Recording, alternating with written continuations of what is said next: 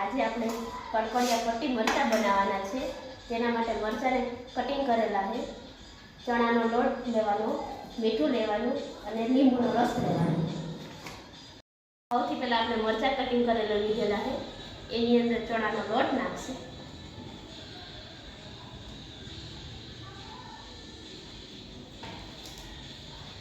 સ્વાદ અનુસાર મીઠું નાખશું,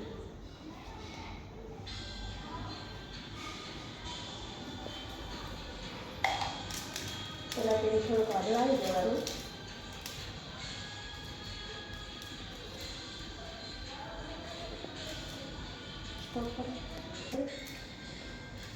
જો આ બધું એક સરખું હલાવી લીધું। હવે એની અંદર નાખશું લીંબુનો રસ। જેમ લીંબુ જાજુ નાખશે ને એ બહુ મસ્ત થશે। કડકડિયા અને ખટાશવાળા હોય ને તો મજા આવે, ખાવાના બહુ મસ્ત લાગે, સ્પાઇસી।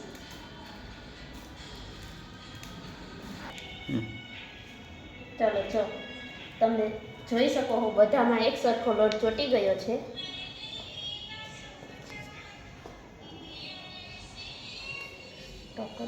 જો કે આ એકવાર ટ્રાય કરવા જેવી વસ્તુ છે। બધા ઓલા તો કરતા જ હોય ચણાના લોટમાં ડૂબોળીને, આ એકવાર કરીને ટ્રાય કરી જોજો, બહુ મસ્ત થશે। મરચાં તળવા માટે તેલ મૂકવાનું, પહેલાં એના માટે બકડી લીધું, એની અંદર તેલ નાખશું,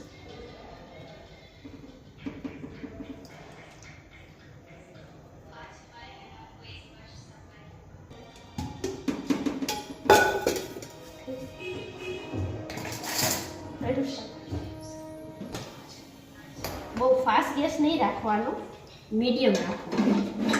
ફાસ્ટ રાખશે ને તો રહે કાચા, આમ કડકડિયા નહીં થાય, એટલે મીડિયમ ગેસ રાખવાનો। આપણે હવે તેલ આવી ગયું છે, એટલે હવે એક એક કરીને ભજીયા મૂકવા માંડી।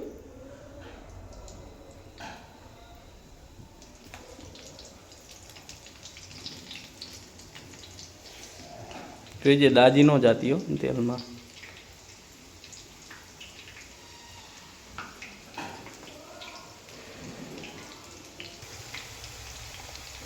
વાહ, ભજીયા કડકા કડક મસ્ત બનશે હો। પણ સોનું ભજીયા બની ગયા હવે તારા મરચા વાળા કે નથી બન્યા હજી?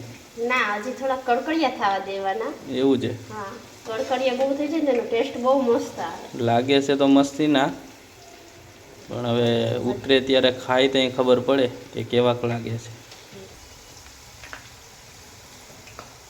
હવે આપણા ભજીયા ચડી ગયા છે। હવે એને ચારાથી બહાર લઈ લઈ, જો આમ કરશી ને એટલે કડકડિયો અવાજ આવશે,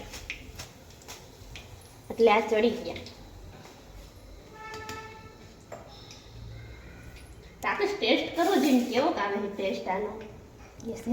હાલો, આ સોનું એ બનાવ્યા છે, ઉતરી ગયા છે। હવે આપણે ટેસ્ટ કરીએ છીએ।